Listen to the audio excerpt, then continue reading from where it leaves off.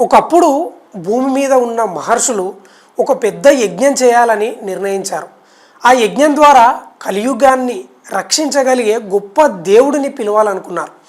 అప్పుడు అక్కడికి నారదుడు కూడా వచ్చాడు. నారదుడు ఏమన్నాడంటే, ఈ యజ్ఞానికి ఫలితం స్వీకరించేందుకు త్రిమూర్తులలో ఎవరు తగినవారు? అప్పుడు అందరికీ సందేహం వచ్చింది. బ్రహ్మదేవుడా, విష్ణుమూర్తియా, లేక శివుడా? ఈ సందేహం తీర్చాలని వారు భృగు మహర్షిని కోరారు. ఆయనను మించి దీన్ని తేల్చగలవారు ఎవరు లేరు. భృగు మహర్షి తన ప్రయాణం మొదలుపెట్టారు. మొదట బ్రహ్మదేవుడి వద్దకు వెళ్ళాడు. బ్రహ్మదేవుడు సృష్టి పనిలో మునిగిపోయి భృగును గమనించలేదు. దాంతో కోపంగా భృగు మహర్షి శాపం ఇచ్చాడు.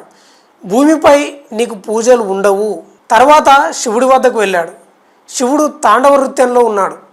భృగువుని గమనించలేదు. కోపంతో భృగు శివునికి కూడా శాపం ఇచ్చాడు. నీకు విభూతితో మాత్రమే పూజలు ఉంటాయి. చివరిగా విష్ణువు వద్దకు వెళ్ళాడు. విష్ణువు ఆదిశేషునిపై నిద్రలో ఉన్నాడు.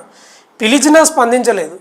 కోపంతో భృగు మహర్షి విష్ణుమూర్తి ఛాతిపై కాలితో తన్నాడు. కానీ విష్ణువు ఏమన్నాడో తెలుసా? ఓ మహర్షి, నేను గమనించకపోయినందుకు నన్ను క్షమించండి. మీ పాదాలు నొప్పిగా ఉన్నాయేమో, రండి కూర్చోండి అని చెప్పి ఆయన పాదాలను ఉత్తడం ప్రారంభించాడు. భృగు మహర్షి ఆశ్చర్యపోయాడు. ఇంత క్షమాశీలత ఎవరిలోనూ చూడలేదు. అందుకే త్రిమూర్తులలో సాత్విక గుణం కలవాడు విష్ణు అని నిర్ణయించాడని శాస్త్రం చెబుతుంది.